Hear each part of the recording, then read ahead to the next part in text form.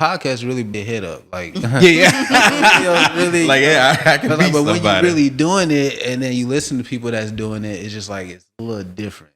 Like, okay, you on the same path these same people was in like a couple years ago. Like they was literally in your shoes. Yeah, to get to that spot in a couple years. And that's one of the reasons we do this, so people can see.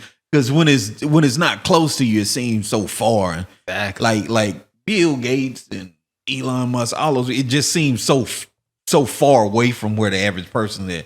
But when you talk to somebody who looks like you, they sound like you, they from where you from, and they doing what you want to do, you're like, man, I think I can do this too. And it kind of gives you that little bit of push to be able to do something. That's why I always talk about environment. Like, that environment is really, because now I'm around more people that's in vending machines. Or I inspire more people to get into vending machines. Yeah. It's like, okay, that's pretty cool. I'm able to be in a pioneer for some shit or something like that. You know, it's like, because you end up from growing your own business, you start helping other people get in. Exactly. And Zach was one of your one of the person you ended up. The first one. Talk about that. How you end up kind of getting him to get in the vending machine. It's funny because when I was in the MLM selling life insurance, he told me like I would get a policy from you, but I want to make sure you know what you're talking about before I put my money into it. Mm-hmm. And I was like, okay, I respect that. That's real. Like, and then I ended up getting vending machines, and then I was like, cuz fuck all that. We ain't worried about the life insurance. I was like, cuz if I master this, cuz you have to get one of these hoes. Yeah. And he was watching me for a year. It wasn't even that long. I wouldn't even say a whole year. I would say like 8-10 months. And he ended up like the warehouse dude. He was trying to sell it to me, and I was just like, I want to, but it was a little high. But I was like, and I told him I was like, my cousin interested. Like, can I tell him about it? Like, I would ask him because I didn't know if he was giving me a price just for me. Yeah. And so I was like, and he was like, yeah, go ahead. We're trying to get rid of it. All right, cool. Cousin. He went up there, talked to dude face to face. I don't know what they were saying, but I don't know. It worked out. He worked his own little mojo. Right. I don't know the money. So Z was your at this point. So now it's you running your company, and you got Z kind of as your protege. Right. So you teaching him everything that you done learned. Right. And did you see that kind of you being able to give him some pointers and kind of shortcut what you didn't know, that you didn't learn? Did you see how it helped him or affected him? A lot of times. Yeah, I would say a lot of times. He didn't have to learn all this stuff because you already knew it. Exactly. Or like when he first started, I would literally go with him for every restock and show him like, okay, go start from back to front. You know, sure you're not missing a spot. Or I would tell him like, oh, this happened. Oh, that happened to me. Look, this is all you got to do.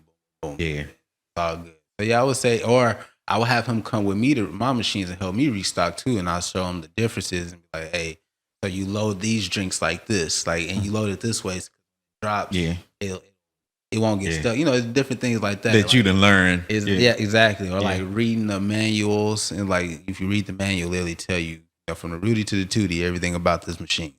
And you end up growing that part of your business into its own little thing. Exactly. So now you help people set up their own vending machine. Yeah, now I'm helping. Yeah.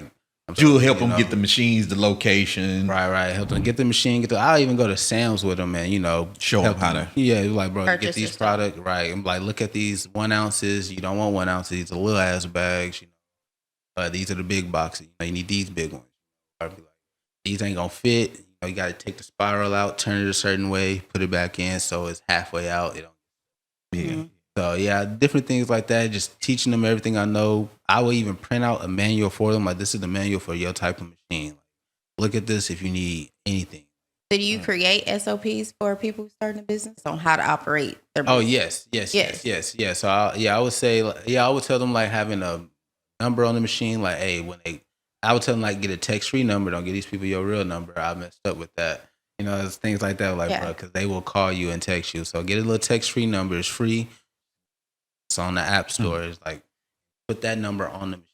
So if there is so when you are helping them set up, you are giving them kind of everything you know. Right. Kind of giving them a guideline. Yeah, giving them a guideline. Right. And just basically tell them all the basic stuff, to keep everything afloat and keep it going. Because you may not be able to get out there every day because, people still work at the same time that I'm helping out. They work these regular jobs. So I always tell them, I'm like, bro, want to do it? Because my cousin Zach did that. He was just like, man, if I get a machine, I don't want no issues. Like I'm pay top dollar for a machine. I don't want no issues.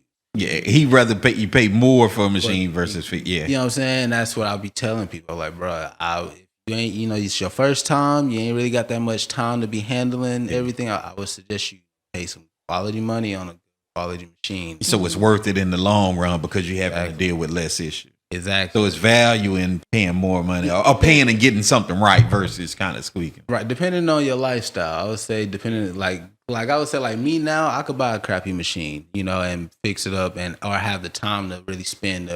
But other people, they got family, got kids, they trying to do this, they still want an investment, but they ain't trying to put that much work into it. Like, all right, bro, spend some money on a good quality machine.